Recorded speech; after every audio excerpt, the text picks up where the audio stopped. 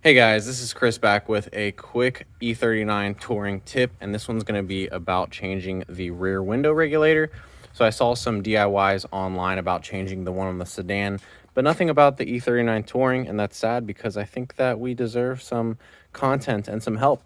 So I've been troubleshooting for a while, and it's a good thing that I have a parts car here because the regulator on my car is broken, and I'm trying to get it out. Now, what you're going to realize is that there's a screw or bolt behind here that you can't access because of the window, no matter if the window is up or down. So the trick here is going to be to take this trim piece right here, slide it up, and then peel it from this side, and then you'll get that piece off. And there's going to be 3 screws, 1, 2, 3, that hold this trim on.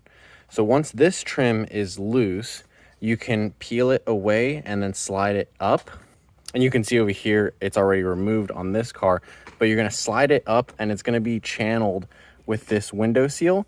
But once you've got that slid all the way up and out, you can kind of pull this loose here.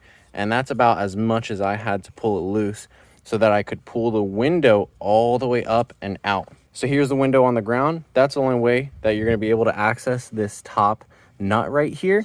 And then of course on the bottom you have 2 more that are holding the bottom of the regulator in. So now I'm going to go ahead and pull off the parts car regulator and install it in my car. But I hope this little video helped you in case you're wondering how to pull off the rear window regulator on an E39 Touring.